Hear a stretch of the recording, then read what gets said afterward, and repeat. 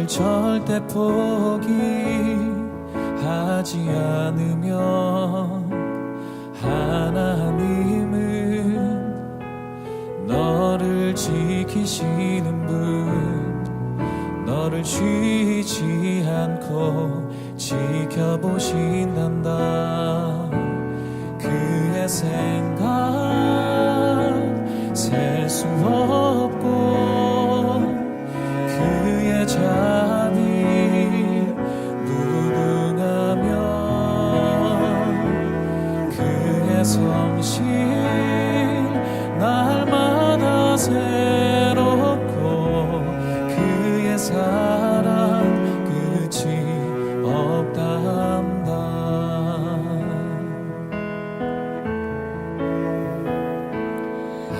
하나님은 너를 원하시는 분, 이 세상 그 무엇 그 누구보다 하나님은 너를 원하시는 분, 너와 같이 있고 싶어 하신단다. 하나님은 너를 인도하는 분, 광야에서도 폭풍 중에도 하나님은 너를 인도하는 분, 푸른 초장으로 인도하신단다. 그의 생각 셀 수 없고 그의 자비 무궁하며 그의 성실 날마다 새롭고 그의 사랑 끝이 없단다.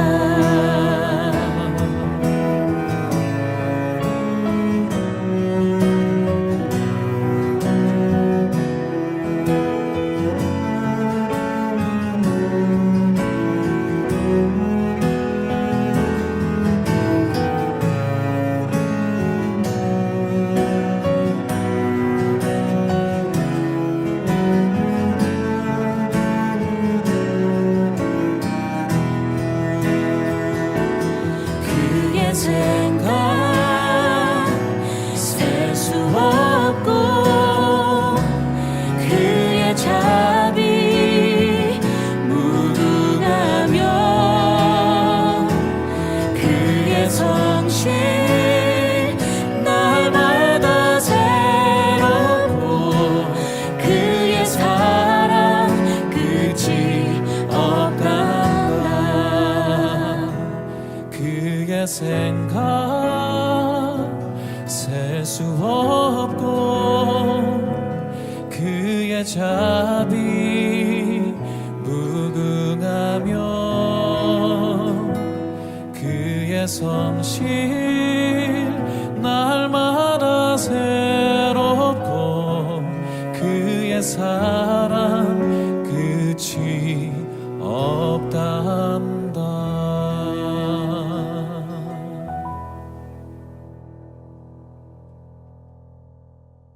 할렐루야. 오늘은 마가복음 말씀을 같이 통독하도록 할 텐데요. 기도하도록 하겠습니다.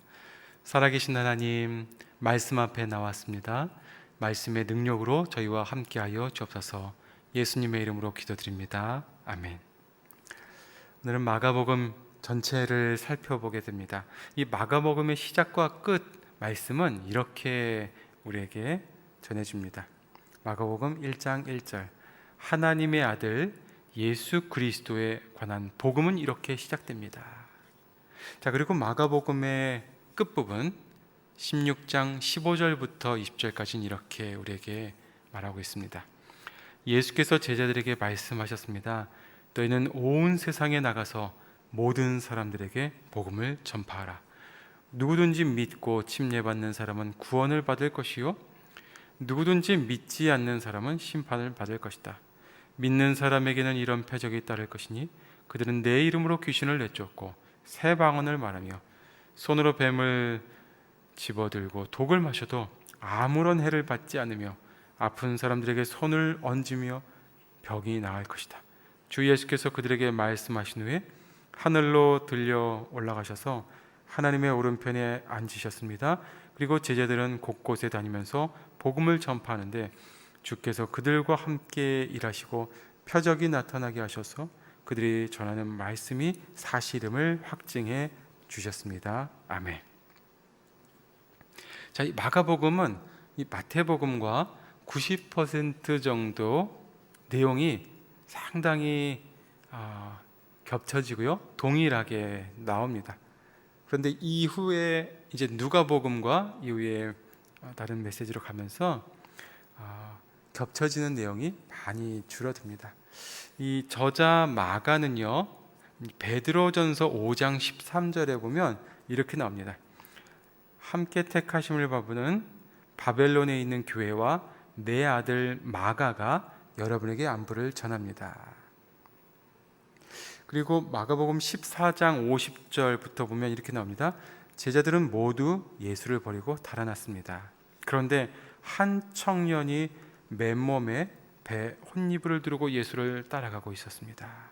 사람들이 그를 붙잡자 그는 혼이불을 버리고 벌거벗은 채 달아나 버렸습니다. 자, 여기 나오는 이 마가, 한 청년, 그가 바로 이 마가복음의 저자일 것이다 라고 보는 겁니다. 이 베드로는 마가를 내 아들이라고 표현하는 것을 통해서 예수님의 제자를 통해 예수님에 대해서 듣고 그 말씀의 교훈을 배웠을 것이다 라고 보는 거죠.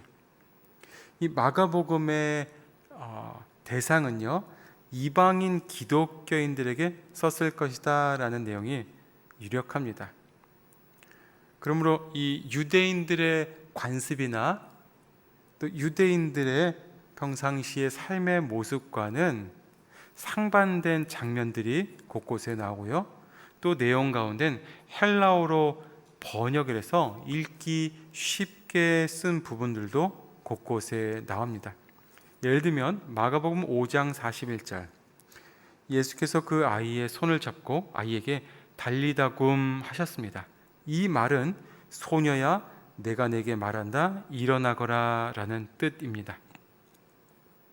자, 굳이 번역하지 않아도 되는 내용인데 이방인 기독교인들을 위해 쉽게 읽을 수 있도록 번역해서 내용을 알려주는 겁니다.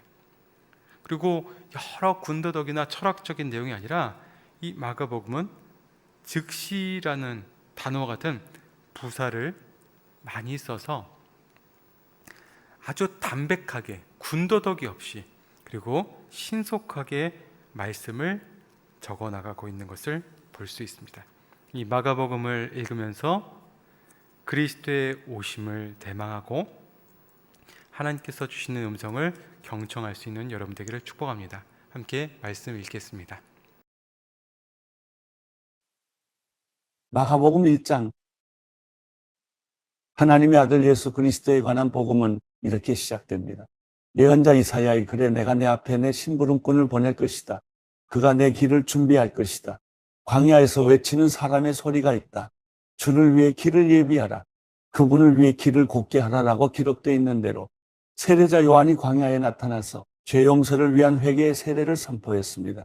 유대 온 지방과 예루살렘 모든 사람들이 요한에게 나와 자기 죄를 고백하고 요단강에서 요한에게 세례를 받았습니다. 요한은 낙타털로 만든 옷을 입고 허리에 가죽띠를 두르고 메뚜기와 들꿀을 먹었습니다. 그리고 요한은 이렇게 선포했습니다. 나보다 더 능력 있는 분이 내 뒤에 오실 텐데 나는 몸을 굽혀 그분의 신발끈을 풀 자격도 없다. 나는 너희에게 물로 세례를 주지만 그분은 너희에게 성령으로 세례를 주실 것이다. 그 무렵에 예수께서 갈릴리 나사렛에서 요단강으로 오셔서 요한에게 세례를 받으셨습니다. 예수께서 물에서 막 나오실 때 하늘이 열리고 성령의 비둘기처럼 자기에게 내려오는 것을 보셨습니다. 그리고 하늘에서 소리가 들려왔습니다. 너는 내가 사랑하는 아들이다. 내가 너를 무척 기뻐한다. 그러고 나서 곧 성령이 예수를 광야로 내보내셨습니다. 예수께서 40일 동안 광야에 계시면서 사탄에게 시험을 받으셨습니다. 그때 예수께서 들짐승들과 함께 계셨는데 천사들이 예수를 시중들었습니다. 요한이 감옥에 갇힌 뒤 예수께서는 갈릴리로 가셔서 하나님의 복음을 선포하셨습니다. 때가 찼고 하나님 나라가 가까이 왔으니 회개하고 복음을 믿으라. 그리고 예수께서 갈릴리 호숫가를 거닐다가 시몬과 그 동생 안드레가 호수에 그물을 던지는 것을 보셨는데 그들은 어부였습니다. 예수께서 말씀하셨습니다.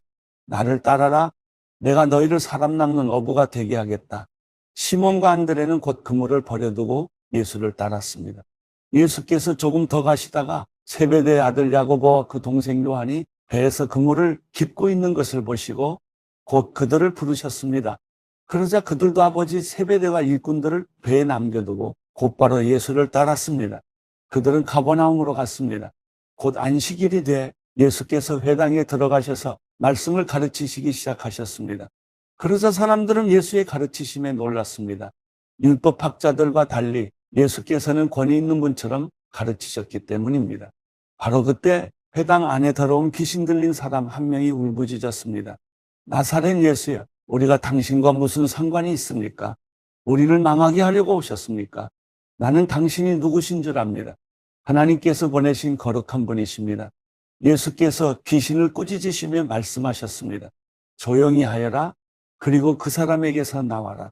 그러자 더러운 귀신은 그 사람에게 발작을 일으키더니 비명을 지르며 떠나갔습니다.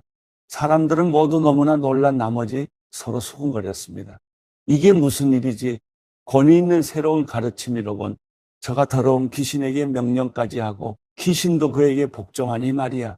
그래서 예수에 대한 소문이 갈릴리 온 지역으로 삽시간에 퍼졌습니다. 그들은 회당에서 나와 곧바로 야고보와 요한과 함께 시몬과 안드레의 집으로 갔습니다. 이때 시몬의 장모가 열병으로 앓아누워 있었습니다. 사람들은 즉시 이 사실을 예수께 말씀드렸습니다. 그래서 예수께서 그 여인에게 다가가셔서 손을 잡고 일으키셨습니다. 그러자 그 즉시 시몬 장모의 열이 떨어졌습니다. 곧바로 그 여인은 그들을 시중들기 시작했습니다. 그날 저녁 해진 후에 사람들이 아픈 사람들과 귀신 들린 사람들을 전부 예수께로 데려왔습니다. 온 동네 사람들이 문 앞에 모여들었습니다. 예수께서는 온갖 병에 걸린 사람들을 많이 고쳐주셨습니다. 그리고 많은 귀신들도 내쫓아 주셨습니다. 예수께서는 귀신들이 예수가 누구신지 알고 있기 때문에 귀신들이 말하는 것을 허락하지 않으셨습니다. 매우 이른 새벽, 아직 어둑어둑할 때 예수께서 일어나 외딴 곳으로 가셔서 기도하셨습니다. 시몬과 그 일행들이 예수를 찾아 나섰습니다. 그들이 마침내 예수를 만나자 소리쳐 말했습니다. 모든 사람들이 선생님을 찾고 있습니다. 예수께서 대답하셨습니다. 가까운 이웃 마을들에 가서도 말씀을 전파하도록 하자. 내가 이 일을 하러 왔다. 그리하여 예수께서는 갈릴리에 두루 다니시며 여러 회당에서 가르치시고 귀신들을 쫓아내셨습니다. 어떤 나병 환자가 예수께 다가와 무릎을 꿇고 애원했습니다. 선생님께서 원하시기만 하면 저를 깨끗하게 해주실 수 있습니다. 예수께서 불쌍히 여기시고 손을 내밀어 그를 만지시며 말씀하셨습니다. 내가 원한다. 자, 깨끗이 나아라. 그러자 나병이 순식간에 사라지고 그가 깨끗이 나았습니다. 예수께서는 곧바로 그를 보내시며 단단히 당부하셨습니다. 이 일에 대해 아무에게도 아무 말도 하지 마라. 다만 제사장에게 가서 내 몸을 보이고 내가 깨끗이 나은 것에 대해 모세가 명령한 대로 예물을 드려 사람들에게 증거를 삼아라. 그러나 그 사람은 나가서 이 일을 마구 널리 퍼뜨렸습니다. 그 결과 예수께서는 더 이상 드러나게 마을 안으로 들어가지 못하고 마을 밖 외딴 곳에 머물러 계셨습니다. 그래도 사람들은 여전히 사방에서 예수께로 모여들었습니다. 마가복음 2장. 며칠 후 예수께서 가버나움으로 다시 들어가시자 예수께서 집에 계신다는 소문이 퍼졌습니다. 그러자 얼마나 많은 사람들이 모여들었던지 집안은 물론 문 밖까지도 발 디딜 틈이 없었습니다. 예수께서는 그들에게 말씀을 전하셨습니다. 그때 네 사람이 한 중풍 환자를 예수께 데리고 왔습니다. 그러나 사람들이 너무 많아 예수께 가까이 갈 수가 없었습니다. 그래서 그들은 예수께서 계신 곳 바로 위에 지붕을 뚫어 구멍을 내고 중풍 환자를 자리에 눕힌 채 달아내렸습니다. 예수께서는 그들의 믿음을 보시고 중풍 환자에게 말씀하셨습니다. 얘야, 내 죄가 용서받았다. 거기 앉아있던 율법학자들은 속으로 생각했습니다. 저 사람이 어떻게 저런 말을 할 수 있단 말인가? 하나님을 모독하고 있구나. 하나님 한 분 말고 누가 죄를 용서할 수 있단 말인가? 예수께서는 이들이 속으로 이렇게 생각하는 것을 마음으로 곧 알아채시고 율법학자들에게 말씀하셨습니다. 왜 그런 생각을 하느냐? 중풍 환자에게 내 죄가 용서받았다 하는 말과 일어나 자리를 들고 걸어가거라는 말 중 어느 말이 더 쉽겠느냐? 그러나 인자가 땅에서 죄를 용서하는 권세가 있는 것을 너희에게 알려주겠다. 그리고 예수께서 중풍 환자에게 말씀하셨습니다. 내가 내게 말한다. 일어나 내 자리를 들고 집으로 가거라. 그래서 중풍 환자는 모든 사람들이 보는 앞에서 벌떡 일어나 자리를 들고 밖으로 나갔습니다. 사람들은 모두 크게 놀라 하나님께 영광을 돌리며 이런 일은 난생 처음 본다라고 말했습니다. 예수께서는 다시 호숫가로 나가셨습니다. 많은 사람들이 나오자 예수께서 가르치기 시작하셨습니다. 그러고 나서 예수께서는 지나가시다가 세관에 앉아있는 알페오의 아들 레위를 만나셨습니다. 나를 따라오너라. 예수께서 레위에게 말씀하시자 레위는 일어나 예수를 따랐습니다. 예수께서 레위의 집에서 식사를 하시는데 많은 세리와 죄인들이 예수와 그분의 제자들과 함께 음식을 먹고 있었습니다. 이런 사람들이 예수를 많이 따랐기 때문입니다. 바리새파 사람인 율법학자들은 예수께서 죄인들과 세리들과 함께 먹는 것을 보고 예수의 제자들에게 물었습니다. 어째서 너희 선생님은 세리들과 죄인들과 함께 어울려 먹느냐? 예수께서 이 말을 들으시고 그들에게 말씀하셨습니다. 건강한 사람에게는 의사가 필요하지 않으나 병든 사람에게는 의사가 필요하다. 나는 의인을 부르러 온 것이 아니라 죄인을 부르러 왔다. 요한의 제자들과 바리새파 사람들이 금식하고 있었습니다. 몇몇 사람들이 와서 예수께 물었습니다. 요한의 제자들과 바리새파 사람의 제자들은 금식을 하는데 왜 당신의 제자들은 금식하지 않습니까?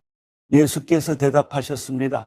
신랑이 함께 있는데 어떻게 결혼잔치에 초대받은 사람들이 금식을 할 수 있겠느냐? 신랑이 자기들과 함께 있는 한 금식할 수 없다. 그러나 신랑을 빼앗길 날이 올 텐데 그날에는 그들이 금식할 것이다. 낡은 옷에 새 천조각을 대고 깁는 사람은 없다. 그렇게 하면 새 천조각이 낡은 옷을 잡아당겨 더 찢어지게 된다. 또한 새 포도주를 낡은 가죽 부대에 담는 사람도 없다. 그렇게 하면 포도주가 부대를 터뜨려 포도주와 부대 모두를 버리게 되기 때문이다. 새 포도주는 새 부대에 담아야 하는 법이다. 안식일에 예수께서 밀밭 사이를 지나가시는데 함께 가던 제자들이 길을 내며 이삭을 자르기 시작했습니다. 바리새파 사람들이 예수께 말했습니다. 보십시오. 어째서 저들이 안식일에 해서는 안 될 일을 하는 것입니까? 예수께서 대답하셨습니다. 다윗과 그 일행이 배가 고파 먹을 것이 필요했을 때 다윗이 어떻게 했는지 읽어보지 못했느냐? 아비아달 대제사장 때 다윗이 하나님의 집에 들어가 제사장만 먹게 돼 있는 진설병을 다윗이 먹고 자기 일행에게도 나눠주지 않았느냐? 그러고 나서 예수께서 바리새파 사람들에게 말씀하셨습니다. 안식일이 사람을 위해 만들어진 것이지 사람이 안식일을 위해 있는 것이 아니다. 그러므로 인자는 안식일에도 주인이다. 마가복음 3장. 예수께서 다시 회당으로 들어가셨는데 그곳에 한쪽 손이 오그라든 사람이 있었습니다. 몇몇 사람들이 혹시 예수께서 안식일에 그 사람을 고치지는 않을까 하며 예수를 고소할 구실을 찾으려고 가까이에서 지켜보고 있었습니다. 예수께서 손이 오그라든 사람에게 말씀하셨습니다. 일어나 앞으로 나오너라. 그리고 예수께서 그들에게 물으셨습니다. 안식일에 무슨 일을 하는 것이 옳겠느냐? 선한 일이냐 악한 일이냐? 생명을 구하는 것이냐 죽이는 것이냐? 그러자 그들은 말없이 잠자코 있었습니다. 예수께서 노하셔서 그들을 둘러보시고 그들의 마음이 완악한 것을 마음 깊이 슬퍼하시며 그 사람에게 말씀하셨습니다. 손을 펴보아라. 그가 손을 쭉 내밀자 그 손이 완전하게 회복됐습니다.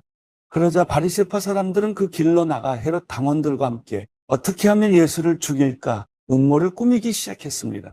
예수께서 제자들을 데리고 호숫가로 물러가시자 갈릴리에서 많은 사람들이 예수를 따라왔습니다. 예수께서 행하신 일을 다 듣고 유대, 예루살렘, 이두메, 요단강 건너편 두로와 시돈 지방에서 많은 사람들이 몰려왔습니다. 사람들이 너무 많아서 예수께서는 제자들에게 작은 배 하나를 마련하라고 말씀하셨습니다. 무리가 자기에게 몰려드는 것을 막으려는 것이었습니다. 예수께서 전에 많은 사람들을 고쳐주셨기 때문에 온갖 병에 걸린 사람들이 예수를 만지려고 밀려들었던 것입니다. 더러운 귀신들은 예수를 보기만 하면 그 앞에 엎드러져 당신은 하나님의 아들이십니다라고 소리쳤습니다. 그러나 예수께서는 자기가 누구인지 말하지 말라고 엄하게 꾸짖으셨습니다. 예수께서 산으로 올라가셔서 원하는 사람들을 불러 모으셨습니다. 그러자 그들이 예수께로 나왔습니다. 예수께서는 12명을 따로 뽑아 이들을 사도라 부르시고 자기와 함께 있게 하셨습니다. 그리고 그들을 내보내셔서 전도도 하게 하시며 그들에게 귀신을 쫓는 권세도 주셨습니다. 예수께서 세우신 12사람들은 베드로라 이름 지어준 시몬, 우리의 아들들이라는 뜻으로 보아너게라 이름 지어준 세베대의 아들 야고보와 그 동생 요한, 안드레, 빌립, 바돌로메, 마태, 도마, 알페오의 아들 야고보, 다데오, 열심당원 시몬과 예수를 배반한 가룟 유다였습니다. 예수께서 집으로 들어가시니 또다시 사람들이 몰려들어 예수와 제자들은 음식 먹을 겨를조차 없었습니다. 예수의 가족들은 예수가 미쳤다라는 소문을 듣고서 예수를 붙잡으러 찾아다녔습니다. 그래서 예루살렘에서 내려온 율법학자들이 말했습니다.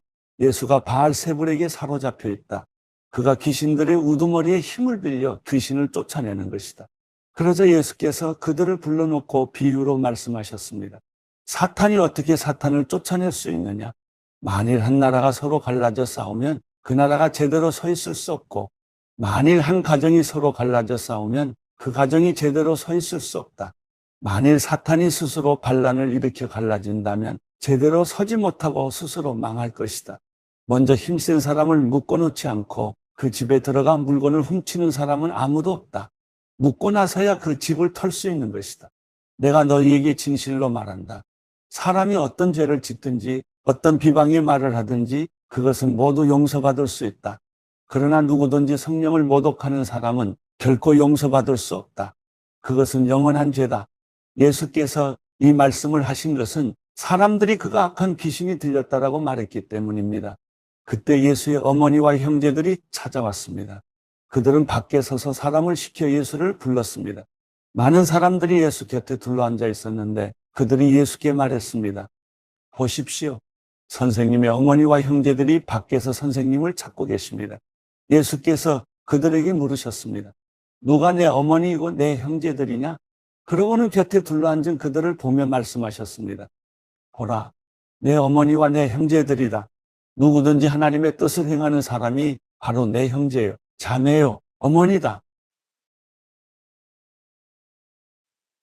마가복음 4장. 예수께서 다시 호숫가에서 가르치기 시작하셨습니다. 수많은 사람이 예수 주위에 모여들었기 때문에 예수께서는 호수의 배를 띄우고 배에 올라앉으셨습니다. 사람들은 모두 호숫가를 따라 앉아 있었습니다.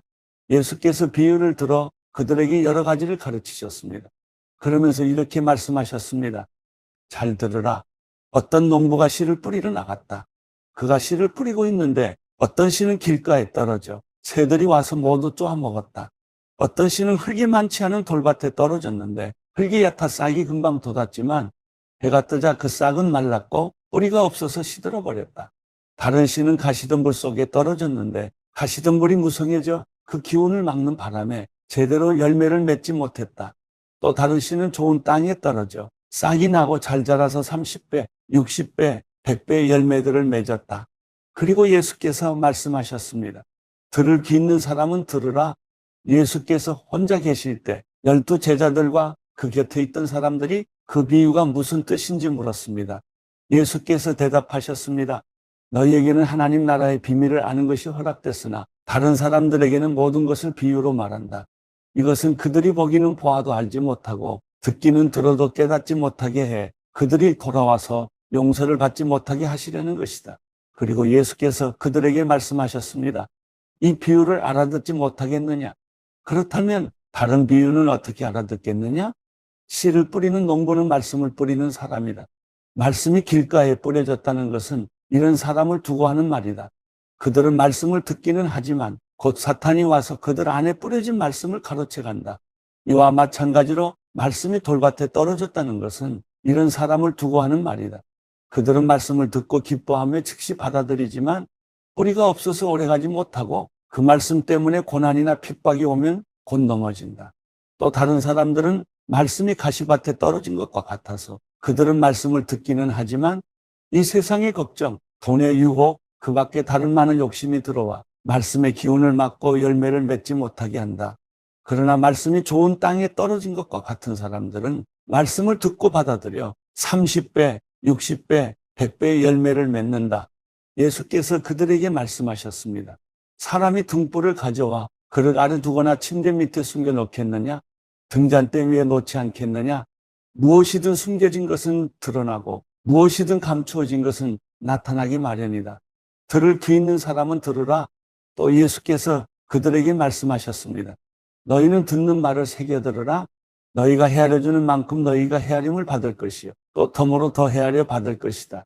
누구든지 가진 사람은 더 받을 것이요. 가지지 못한 사람은 그 있는 것마저도 빼앗길 것이다. 예수께서 또 말씀하셨습니다. 하나님 나라는 이런 모습이다. 어떤 사람이 땅에 씨를 뿌리면 씨는 그 사람이 자고 있든 깨어있든 밤낮 없이 싹이 트고 자라난다. 그러나 그는 씨가 어떻게 해서 그렇게 되는지 알지 못한다. 땅이 스스로 곡식을 길러내는 것이다. 처음에는 줄기가 자라고 다음에는 이삭이 패고 그 다음에는 이삭이 알곡이 맺힌다. 그리고 곡식이 익는 대로 곧 농부가 낫을 댄다. 이제 추수할 때가 됐기 때문이다. 예수께서 또 말씀하셨습니다. 하나님 나라를 무엇에 비교할 수 있을까? 어떤 비유로 설명할 수 있을까? 하나님 나라는 한 알의 겨자씨와 같다. 그 씨는 땅에 심는 것 가운데 제일 작은 씨지만 일단 심어놓으면 자라나 어떤 식물보다 더 큰 가지들을 뻗어 그 그늘에 공중의 새들이 깃들 수 있게 된다. 예수께서는 제자들과 그 곁에 있던 사람들이 잘 알아들을 수 있게 여러 가지 비유로 그들에게 말씀을 전하셨습니다. 예수께서는 비유가 아니면 말씀하지 않으셨으나 제자들에게는 따로 모든 것을 일일이 설명해 주셨습니다. 그날 저녁이 되자 예수께서는 제자들에게 말씀하셨습니다. 호수 저편으로 건너가자. 제자들은 사람들을 뒤로 하고 예수를 배 안에 계신 그대로 모시고 갔습니다. 그러자 다른 배들도 함께 따라갔습니다. 그때 매우 강한 바람이 불어와 파도가 배 안으로 들이쳐 배가 물에 잠기기 직전이었습니다. 예수께서는 배 뒷부분에서 베개를 베고 주무시고 계셨습니다. 제자들이 예수를 깨우며 말했습니다. 선생님, 저희가 빠져 죽게 됐는데 모른 척 하십니까? 예수께서 일어나셔서 바람을 꾸짖으시고 파도에게 명령하셨습니다. 고요하라, 잠잠하라. 그러자 바람이 멈추고 호수가 잔잔해졌습니다. 예수께서 제자들에게 말씀하셨습니다. 왜 그렇게 무서워하느냐? 아직도 믿음이 없느냐? 제자들은 크게 두려워하면서 서로 수군거렸습니다. 도대체 이분이 누구시기에 바람과 파도까지도 복종하는가? 살아계신 하나님, 마가복음 말씀을 읽고 묵상했습니다. 이 말씀 가운데 하나님의 마음을 느끼게 해주시고 말씀의 능력을 경험하여 살아가는 성도들 되게 하여 주옵소서. 이제는 예수 그리스도의 은혜와 하나님의 사랑과 성령의 교통하심이 말씀 가운데 난 모든 성도들, 말씀 읽고 묵상하고 기도하는 성도들 위해 이제로 영원히 함께하기를 축원하옵나이다. 아멘.